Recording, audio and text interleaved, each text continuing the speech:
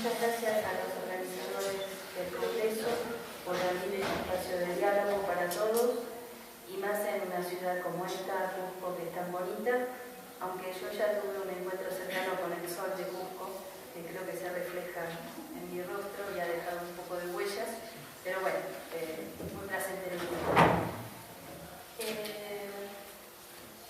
Yo voy a hablar a otro miedo a las diferencias, porque en realidad mi compañero está hablando también un poco de eso, todos estamos hablando un poco de eso, ¿no? El miedo que tenemos a la diferencia, a ese otro diferente. Hace unos años vengo estudiando la tendencia de la literatura argentina, sobre todo en la narrativa, que se aparta de una línea que era imperante hasta el momento, que se solía caracterizar por los esfuerzos encaminados a presentar frente a fenómenos de exclusión social, de racismo y discriminación, una mirada enfrentada al etnocentrismo. Así habían surgido una multiplicidad de textos que abordaban la discriminación racial, especialmente hacia el indígena y el negro, los conflictos de género, etc. En un intento por rescatar la afirmación hegeliana de la existencia de algo solo en función de otro, es decir, una visión dialéctica en la que el dos da su concepto a la unidad y no a viceversa. En este sentido, se buscaba de alguna manera restarle ese soporte cualitativamente negativo a la realidad. El otro se convertía entonces en uno mismo nombrado y emplazado dos veces, el uno en su potencia de repetición, la legibilidad de sí mismo a distancia de sí. Pero en los últimos años han ido apareciendo algunas novelas que problematizan nuevamente la posición del otro, dando un nuevo giro conceptual a la cuestión. Ese otro como semejante se ha vuelto a convertir progresivamente en un otro como amenaza. Tal vez la clave para entender este retroceso se encuentre, en parte, en la vinculación del tema con el incremento de la marginalidad y de la violencia urbana. Si para reconocer al otro como semejante era necesario volverlo visible, ver al otro, reconocerlo en su variedad, la marginalidad impide ese contacto, esta relación de visibilidad. Confinados a un espacio periférico, me refiero a las villas decimos a las villas miserias, ¿no? A los espacios de viviendas precarias y de falta de servicios públicos.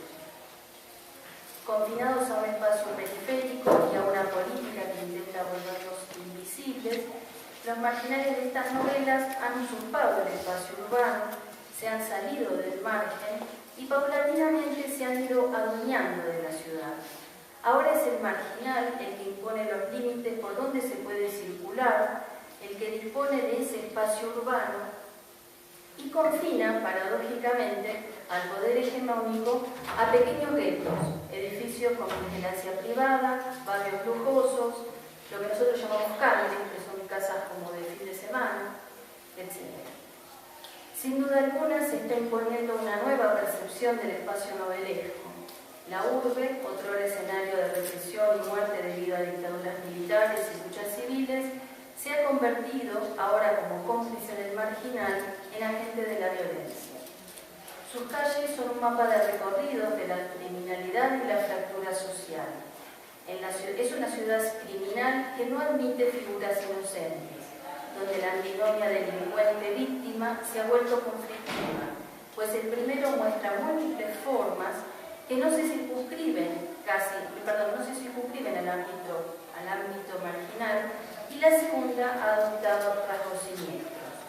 Y emergiendo de esa visión casi apocalíptica de la ciudad, surgen figuras protagónicas difusas, con rasgos imprecisos y paradojales, personajes intersticiales, que participan del poder hegemónico, pero no se sienten del todo ajenos a los márgenes, o bien constituyen ellos mismos una nueva forma casi invisible de marginalidad. Las novelas que se inscriben dentro de esta tendencia, no algunas, son muchas: El oficinista de Guillermo Sacomano, Criminal Tango de Álvaro Bosch, Oscura monótona sangre de Sergio Olguín, entre otras, parecen impedir el señalamiento transparente e incuestionable de culpables y animan a la reflexión sobre los fenómenos de violencia y poder, donde queda claro un cuestionamiento radical de las certezas planteadas por cualquier bando político. En esta línea se encuentra también la novela Orificio de Nicolás Casullo, un intelectual argentino exiliado en México durante la última dictadura militar que luego volvió al país. Voy a hacer alusión a esta única novela por cuestiones de tiempo, y no me puedo detener en otras más, pero señalo en esta rasgos que son comunes a las otras. Casullo ha cuestionado tanto en dictadura como en democracia esas certezas de las fuerzas de poder dominantes y esta tentativa de supuso enfrentarse a dos operativos opuestos de totalización de sentido, el del poder oficial en tiempos de dictadura y el de la lucha armada de la izquierda, esquivando en ambos casos contenidos linealmente programados. Comienza su producción novelística con Para hacer el amor en los parques, editada por primera vez en 1970, producto de un viaje a ese París de 1968 y prohibida por decreto de la Secretaría de Cultura en 1971. Finalmente se reeditó y se publicó 2 veces, en el 84 y en el 2008. Escribe durante el exilio mexicano, paralelamente a sus ensayos en la revista Controversia, una segunda novela, El frutero de los ojos radiantes, que fuera publicada en el 84 a su regreso al país, tras recibir el premio Pablo Poblet, con un jurado integrado por Enrique Pesoni, Beatriz Sarlo y Héctor Tizón. Es una novela vertiginosa, aluvional, barroca, alucinada, espléndida en sus descripciones de una sociedad fantasmagórica, dice Ricardo Foster. Narra la historia de su abuelo Nicolás Antonio, que había llegado a Buenos Aires en medio de la peste de 1870 y culmina en los albores del primer peronismo. Se percibe la imagen de una patria empobrecida, de recuerdos propios y ajenos, signada por el deseo por recobrar los sueños frustrados. Casullo se sumerge en sus historias familiares, proponiendo una saga mítica de una sociedad extraviada en sus propias pesadillas, que asumieron la forma de un país en estado de convulsión y catástrofe. Que volverá a aparecer en sus otras novelas, En la ciudad de las conspiraciones y los enigmas de la cátedra, y La ciudad posapocalíptica de Orificio, la novela de la autoridad Gallo. Su escritura ensayística, mucho más difundida que la novelística, en Argentina hay mucha gente que ni siquiera sabe que Casullo ha escrito novelas, porque es tan famoso por los ensayos y las novelas fueron poco editadas, entonces se lo conoce poco como novelista. Les decía que la escritura ensayística siguió el eje vertebrador de un pensamiento crítico de la modernidad, tanto de sus quiebres como de sus poderosos discursos. Textos como Comunicación, la democracia difícil, el debate modernidad-posmodernidad, París del 68, corrientes del pensamiento y tradiciones intelectuales, etc. Son muchos textos que van desde los años 80 hasta el año 2008, que es donde se publicó el último. En todos estos textos aparecen sus propias experiencias in situ, como en el de París del 68, los años 60 y 70 de la historia argentina, así como sus preocupaciones sobre la cuestión de la memoria, la problemática identitaria, la revolución, etc. Se suman a los mencionados libros una gran cantidad de ensayos en publicaciones periódicas. No tengo tiempo de aludir a todas ellas, pero sí quiero destacar 2, Controversia, que ya les había dicho, es la revista que edita con un grupo de intelectuales argentinos en su exilio en México, conocidos como los reflexivos. Allí estaban Tula, Aricó, Bufano, Galetti, etc. Y la otra, bueno, esta revista Controversia se publica entre el 79 y el 81, y la otra es Pensamiento de los Confines, que ya la publica cuando vuelve a la Argentina en 1995, junto con dos principalmente que trabajan mucho con él, que es Alejandro Kaufman y Ricardo Foster, pero también colaboran Matías Bruera y Gregorio Camins. En su obra, tanto ficcional como ensayística, se identifica un eje vertebrador muy claro: la evidencia de la derrota de los proyectos de la religión y de la política, de la fe en lo divino y en el poder de la razón humana. Se impone entonces la visión de una modernidad como un tiempo en el que lo teológico-político supone reconocer una cierta continuidad entre la caída de los dioses y la de un lenguaje y una experiencia que intentaron silenciar al Dios bíblico, reemplazándolo por el espíritu de una humanidad autosuficiente.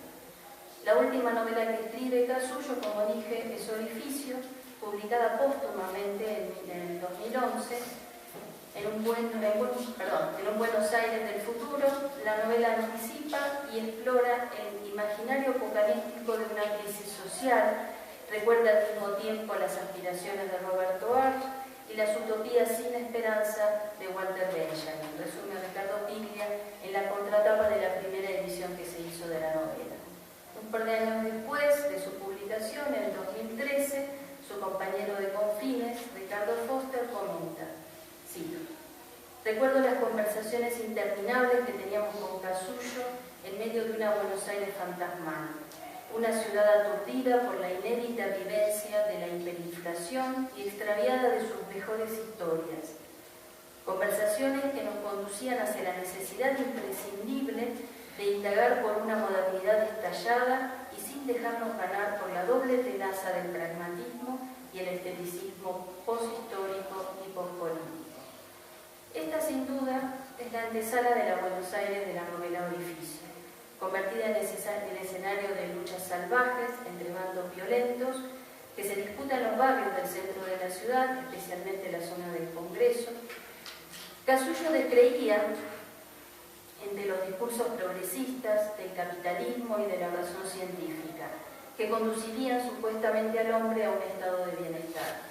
Asistía y sufría la caída de los sueños emancipatorios y veía con alarma la pesadilla en la que se habían convertido. Al comienzo de su novela, el protagonista, llamado Orificio, nombre más que significativo, es el cazador que recorre las calles de la ciudad, que se presenta verdaderamente alucinada y febril, cruzándose con los distintos bandos que la pueblan y disputan, sin terminar realmente de encontrarse con ninguno de ellos, viviendo en un sótano hasta que se hace de noche, desesperanzado, matando sin saber bien por qué a quien le dicen que es el enemigo. Cito: su fusil apuntó al cielo, disparó a las estrellas, se imaginaba que caían heridas, vio las estrellas blancas de la noche, se dijo que los recuerdos necesitaban morir. Encontró una peregrinación de jóvenes con estandartes que aludían a dictaduras y a derechos humanos, trapos viejos y deshilachados, letras gigantes de las que no tenía la menor idea. Fin de cita. Sin embargo, Casullo confiaba en la posibilidad de continuar interrogando a esos recuerdos, a ese pasado que ya se estaba convirtiendo desde los años 80, al recuperar la democracia, en materia de estudio, en discurso dogmáticamente cerrado. Por ello, en la novela también se instala la duda sobre la desesperanza de vivir a partir de una historia clausurada. Cito: es doloroso vivir sin memoria.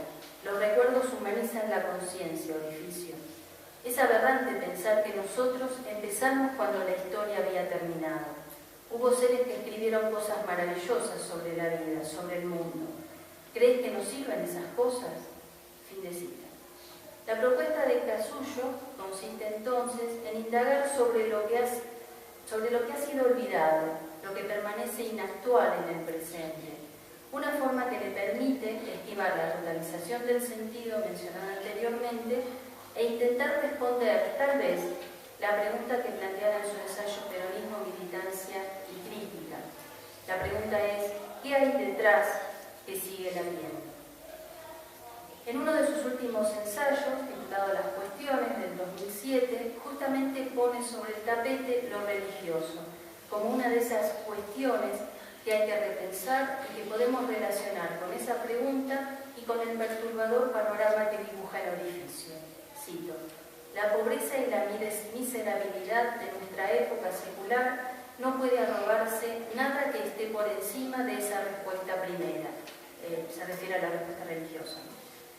Se trata por eso de cuidar aún los no creyentes ese antiguo lenguaje sagrado con que el hombre le puso sentido, imaginación y capacidad de escucha de la zarza ardiente.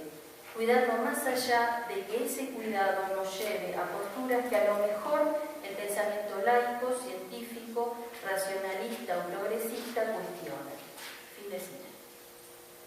Pensar esta época como hija de tempestades sin teorías ni sujetos, movida por fuerzas actuantes sobrerracionales y enigmáticas, globalizadoras, económicamente especulativas y sin rostro, en la que el hombre ha caído en una deriva de curso ciego, azaroso, de destinos inmanejables, como bajo la arbitrariedad de los dioses antiguos, vuelve necesaria apelar a una memoria que flexibilice las distancias con el pasado. No es de extrañar entonces que Casullo busque en el pensamiento crítico y desesperanzado de Walter Benjamin una clave que le permita seguir aspirando a un nuevo giro. Benjamin le permite conciliar sus relaciones con lo religioso y lo político, sin abandonarse a un espiritualismo anacrónico. Más bien, en ambos autores se evidencia un retorno al pasado para encontrar nuevos fundamentos. Por eso, tal vez, Casullo narra el orificio, los avatares de esos sujetos a la deriva de un proyecto moderno fracasado. Sí. Uno de los panfletos pertenecía a una secta de los salvos nacionales.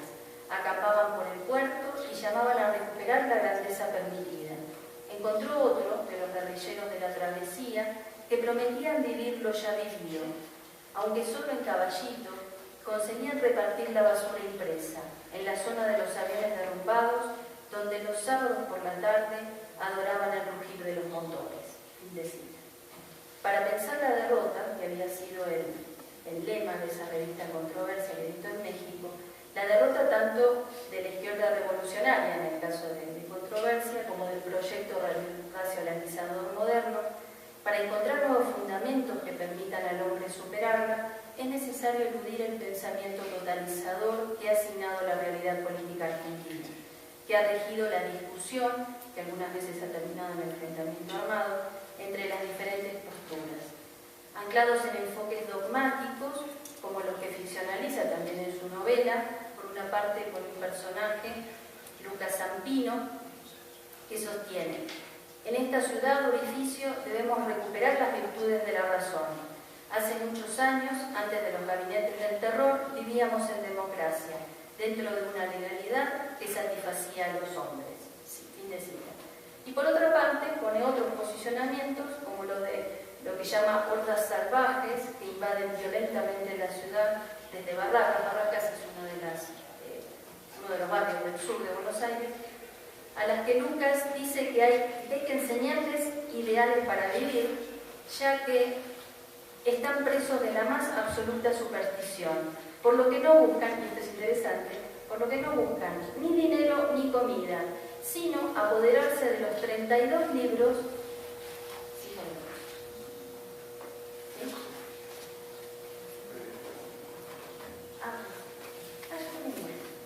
Bueno, entonces les decía que estas hordas no buscan ni dinero ni comida, sino apoderarse de los 32 libros que quedan en la biblioteca del Congreso. Arrogarse el derecho a la verdad por miedo a discursos totalizadores que narraban la historia y que tarde o temprano derivarían en acciones violentas, tanto desde la derecha como desde la izquierda política. Ese es el peligro más acuciante que denuncia Casullo. Y termino esta ponencia con sus propias reflexiones en Sobre la Marcha, un libro de ensayos que publica en 2004, que reafirma una vez más la soledad de este sujeto a la deriva, preso de cambios que continúan derribando sus fundamentos hasta despojarlos de su propia historia.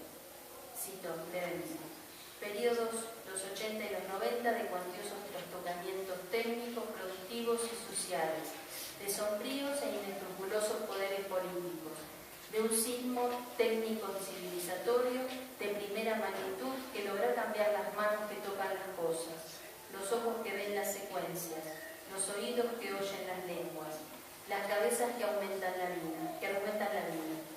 Periodo de brutal distanciamiento de una herencia nacional que había presentado sentidos y planteos de transformaciones sociales para toparse en cambio con problemáticas de nuevo cuño que no solo reflejaron modificaciones en los grandes paradigmas de época, sino en el diario vivir, convivir, repensar un trabajo y los deseos. repensar una máquina de escribir, una virome, una goma de borrar, un papel carbónico ya inútiles, también una ciudad y un país mutante, donde durante una larga década y pico pareció desaparecer un tipo de conciencia histórica y surgir otra que no era ni tan conciencia ni tan histórica. Muchas gracias.